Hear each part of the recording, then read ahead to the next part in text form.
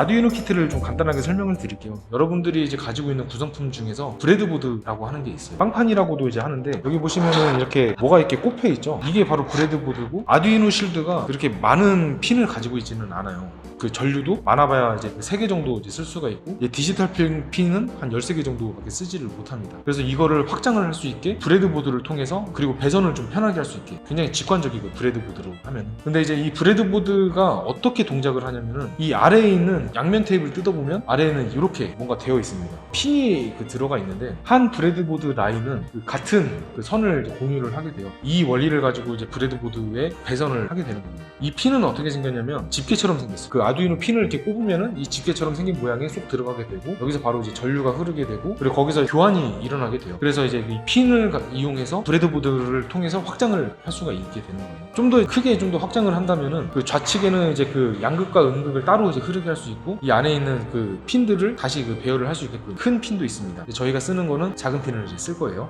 그리고 이제 모터 드라이버라고 하는 게 있어요. 보통 이제 모터가 돌아갈 때는 굉장히 큰 전류와 이제 전압이 필요하기 때문에 그냥 아두이노에서 공급하는 전류와 전압으로는 좀 부족해요. 그래서 이제 이것을 승합을 해서 모터가 좀 더 원활하게 돌아가고자 할 때는 모터 드라이버, 모터 컨트롤러라는 거를 이제 쓰게 돼요. 저희는 이제 이 L9110S라고 하는 모터 드라이버 컨트롤러를 사용합니다. 그 다음에 저희가 사용하는 부분이 블루투스 모듈이고요. 블루투스 모듈은 이 윗부분이 상단이 이제 안테나로 되어 있어요.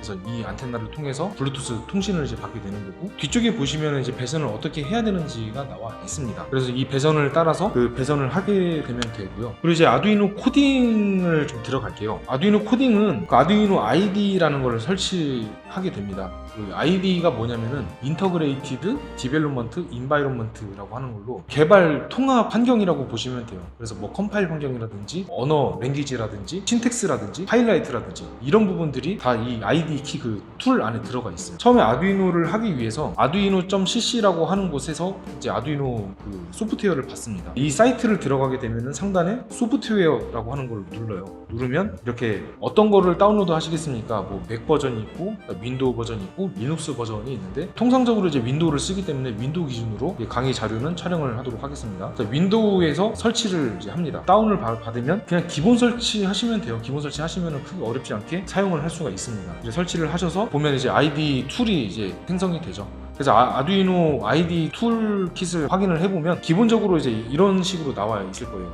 첫 번째가 컴파일이라고 하는 것이에요. 여기서 이제 확인이라고 되어 있는데, 문법적으로나 구조적으로 이제 소스가 동작하는 게 맞는지, 정상 동작하는지 보는 건데, 컴파일이라고 하는 거는 그 사람이 사람의 그 언어를 가지고 코딩을 하잖아요. 기계는 사실 이 코드를 잘 알지 못해요. 이게 셋업인지 뭐 루프를 돌아가는지 포문으로 이렇게 분기를 하라는지 잘 모릅니다. 그래서 이 컴퓨터가 이해할 수 있게 인간의 언어를 번역을 하는 행위를 컴파일이라고 하는 거예요. 그때 컴퓨터가 잘 이해할 수 있는지 없는지를 확인해 보는 게 바로 이 확인의 작업이라고 보시면 됩니다. 두 번째는 이제 업로드인데, 여러분들이 코딩을 해서 컴파일을 통해서 이게 이상이 없다라고 했을 때 이 아두이노 보드로 올리는 행위를 업로드라고 보시면 돼요. 여러분들이 가장 많이 쓰게 되실 버튼이 이 첫 번째, 두 번째 버튼이에요. 그다음에 세 번째 버튼은 새로운 파일을 열 때 이제 사용을 하게 되시고, 그다음에 네 번째 열기와 저장 버튼이에요. 이 저장했던 스케치 파일을 열거나 이제 예제 파일을 열 때 이 열기 버튼을 이제 누르게 되시고, 아니면은 스케치 파일을 저장할 때도 그 네 번째 아이콘을 이제 선택을 하게 되시는데, 그리고 다섯 번째가 바로 그 시리얼 모니터를 열게 됩니다. 그러니까 아두이노를 딱 열었을 때 이게 제대로 된 건가? 잘 모를 때 이 시리얼 모니터를 통해서 이제 확인을 하실 수가 있어요. 그 다음에 이제 하단에 보시면 이제 메시지 창이 있는데, 지금 현재 우리가 코드를 제대로 하고 있는지 못하고 있는지, 그리고 이게 정상적으로 작동을 하는지,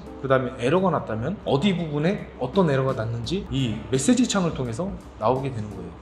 여러분들은 이 메시지 창을 통해서 소스 코드를 확인을 하게 되십니다. 그리고 요즘에는 그 ID 키트가 굉장히 좀 잘 되어 있어서 어떤 라인에서 어떤 부분이 어떻게 그 에러가 났습니다, 이거 찾아보세요 라고 이렇게 나옵니다. 그리고 이 메시지 창에서 나왔을 때 이게 무슨 에러인지 잘 모르겠다라고 하시면 메시지 창에 나와 있는 버그 리포트를 보시면 구글에다가 검색하시면 돼요.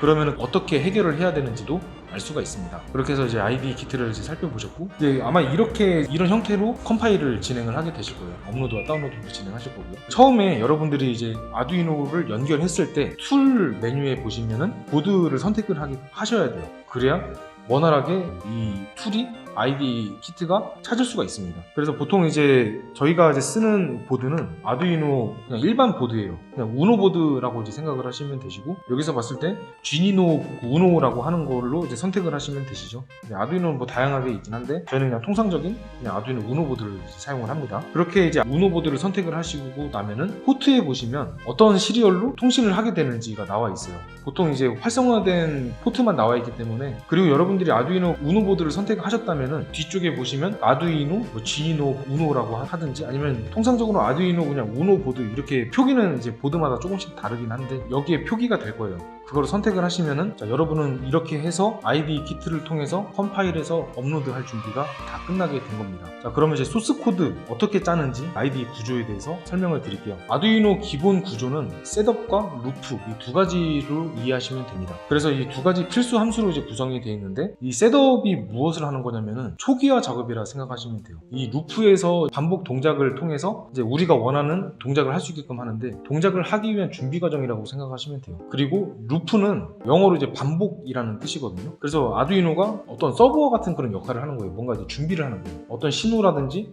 뭐 어떤 동작을 할 준비가 되어 있다. 이 루프 안에다가 소스 코드를 짜시면 됩니다. 그래서 이제 순차적으로 이제 반복 실행이 되게 되고, 이 루프 안에서 여러분들은 많은 코딩을 이제 하게 되실 거예요. 동작 코드를 짜게 되십니다. 기본 구조 중에 또 이제 중괄호라고 하는 게 있어요. 뭐 영어로 이제 브레킷이라고 이제 하는데, 하나의 어떤 그 단위라고 생각하시면 돼요. 함수라든지 아니면 뭐 루프라든지 셋업이라든지 여기다가 하나의 그 동작하는 단위고 처음과 끝을 이렇게 설정을 할 수가 있는 겁니다. 그래서 이 셋업 안에 이 영역은 셋업을 하는 라인입니다 라든지, 아니면은 루프 안에다가 만약에 이 브레킷 안에 이 동작을 수행을 하십시오 라고 하는 것처럼 이 범위를 나타내는 거예요. 나중에 이제 코딩을 하시다 보면은 좀 더 이제 복잡한 코딩을 하게 되실 텐데, 이 루프나 아니면은 뭐 셋업 이외에도 뭐 if문이나 뭐 포문이나 이런 부분들도 이제 중괄호를 다 사용하게 되거든요. 기본적으로 이제 사용하는 부분이라 소스를 막 짰는데 어디가 막 에러가 났다.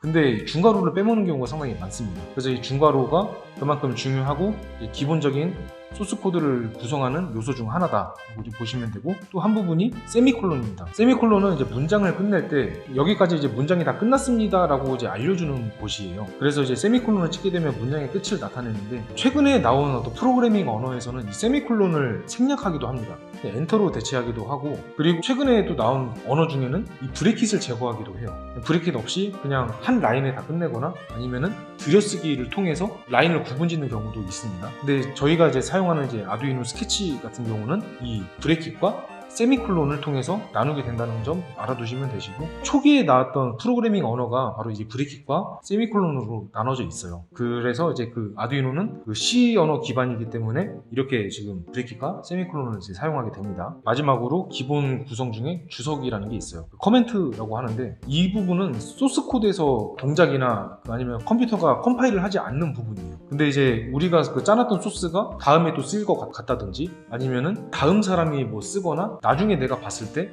이거 좀 코멘트, 그러니까 뭔가 다 그 주석을 달아놔야 이해하기가 쉽다라고 하는 어떤 도움말의 형태로 이제 쓸 수가 있게 돼요. 그래서 이제 프로그래밍을 잘하는 사람들은 주석을 좀 잘 씁니다. 소스를 재활용한다든지, 이거 나중에 또 쓸 것 같아 그러면은 주석 처리를 해놓으면 되시는데, 두 가지 형태로 되어 있어요. 슬래시 별표, 그다음에 별표 슬래시를 하게 되면은 이 슬래시 별표 슬래시 안에 있는 이 부분은 다 주석 처리가 되게 됩니다. 그래서 이 영역을 선택을 할 수가 있게 되는 거예요. 근데 한 라인을 주석 처리를 하기 위해서는 슬래시 두 번을 하게 되면 이 하나의 줄이 주석 처리가 되게 됩니다. 그래서 이제 이 기본적인 구조 필수로 알아두시고, 그냥 내가 이거를 의식하지 않고 쓸 정도가 되게 되시면 여러분들은 프로그래밍을 좀 더 이제 원활하게 하실 수 있을 거예요.